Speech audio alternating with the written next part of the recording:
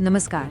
कभी सोचा है कि क्या होता है जब कोई प्राचीन भविष्यवाणी जिसे सदियों से माना जा रहा हो अचानक एकदम से बदल जाए। आज हम हिंदू धर्म की एक ऐसी ही बहुत महत्वपूर्ण भविष्यवाणी पर नजर डाल रहे हैं जिसमें एक कह सकते हैं चौंकाने वाला मोड़ आ गया है। चलिए इस विश्लेषण की शुरुआत सीधे सीधे एक ऐसे सवाल से करते हैं जो इस नई भविष्यवाणी की पूरी नींव हिला देता है। क्या वो अवतार जिसका इंतजार युगों युगों से हो रहा है असल में हमारे बीच पहले से ही मौजूद है? जो दावा किया जा रहा है वो ये है कि जिस घटना का हम सदियों से इंतजार कर रहे थे वो अब दूर भविष्य की बात नहीं रही, बल्कि हमारे दरवाजे पर दस्तक दे रही है। ये हमारी पूरी समझ को, पूरी टाइमलाइन को बदल कर रख देता है। अब इस स्लाइड पर जरा गौर कीजिए, क्योंकि यहीं पर बात असल में दिलचस्प होती है। देखिए, पुरानी समझ के हिसाब से क्या था कि कल की अवतार 2012 में आएंगे और उनका मिशन साल 2700 तक चलेगा, मतलब एक लंबा समय था। लेकिन ये नई भविष्यवाणी क्या कहती है कि वो पहले ही जन्म ले चुके हैं और एक नया युग यानी सत्य युग 2032 में ही शुरू हो जाएगा। ये एक बहुत बहुत बड़ा बदलाव है। तो अगला सवाल मन में यही आता है ना, कि भाई इतनी बड़ी भविष्यवाणी को बदलने का अधिकार किसके पास है और क्यों? तो चलिए देखते हैं कि इस फैसले के पीछे कौन है। तो इस नई भविष्यवाणी के सोर्स के मुताबिक ये फैसला एक समूह ने लिया है जिसका नाम है विश्व की आंतरिक सरकार। जरा सोचिए, ये कोई दुनियावी सरकार नहीं है। ये एक ऐसी हाई लेवल काउंसिल है जो सिर्फ पृथ्वी नहीं बल्कि पूरे सौर मंडल के आध्यात्मिक विकास की देखरेख करती है। और इस काउंसिल के सदस्य कौन हैं? लिस्ट देखिए, ये सचमुच असाधारण है। इसमें भगवान कृष्ण, अमर महावतार बाबा जी, गौतम बुद्ध और महान वेद व्यास जैसे आध्यात्मिक दिग्गज शामिल हैं। मतलब ये कोई छोटी मोटी कमेटी नहीं है, ये तो आध्यात्मिक ज्ञान का एक पावर हाउस है। तो बात का सार ये है, इन सभी महान आत्माओं ने मिलकर एक असाधारण फैसला लिया कि कल्कि के आगमन को तेजी दी जाए, उसे एक्सेलरेट किया जाए। ये एक तरह का डिवाइन इंटरवेंशन था।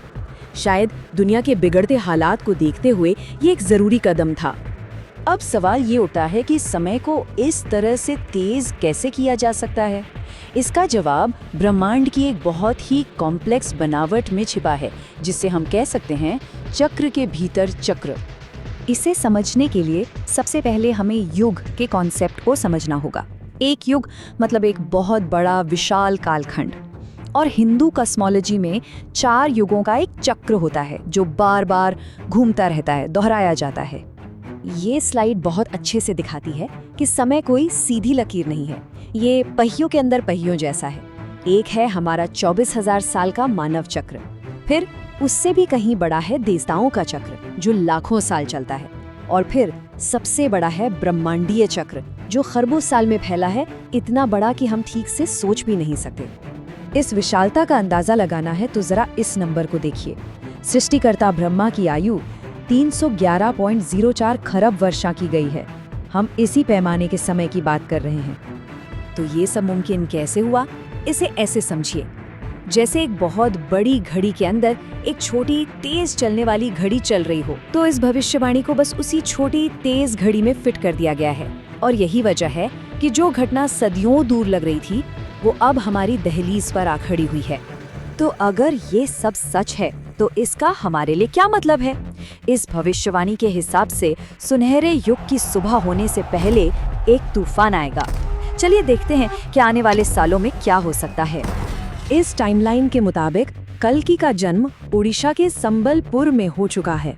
आने वाले 7 साल विश्व युद्ध जैसी स्थितियों और बहुत गहरे संघर्ष से भरे होंगे। ये वो दौर होगा जब नकारात्मक शक्तियां हावी होने की पूरी कोशिश करेंगी, और फिर इन सब के बाद 2032 में सत्य युग की आधिकारिक घोषणा होगी। तो आखिर में अवतार के इस त्वरित आगमन का असल मकसद क्या है? मकसद सिर्फ विनाश नहीं है, बल्कि एक नए और बेहतर युग की स्थापना करना है। भगवद गीता का ये प्रसिद्ध श्लोक एक दिव्य अवतार के मिशन का पूरा सार बता देता है। परित्राणाय साधूनां विनाशाय च दुष्कृतां धर्म संस्थापनार्थाय संभवामि युगे युगे।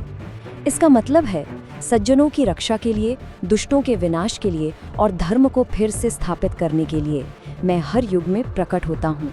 सब कुछ संतुलन को वापस लाने के लिए है।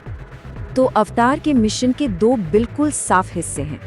पहला, उन नेगेटिव ताकतों का विनाश जो असंतुलन पैदा कर रही हैं, और दूसरा, धर्मियों की रक्षा करके और धर्म की स्थापना करके उस संतुलन को, उस बैलेंस को दोबारा स्थापित करना। और हम इस चर्चा को एक आखिरी, दिमाग को झकझोर देने वाले विचार के साथ छोड़ते हैं। अगर विशाल ब्रह्मांडीय चक्रों के अंदर छोटे चक्र हो सकते हैं, तो क्या ये भी मुमकिन है कि हमारे हर एक दिन में सुबह से लेकर रात तक अपने आप में एक पूरा का पूरा युग चक्र हो? एक ऐसा विचार जो समय के बारे में हमारी पूरी धारणा को ही बदल सकता है।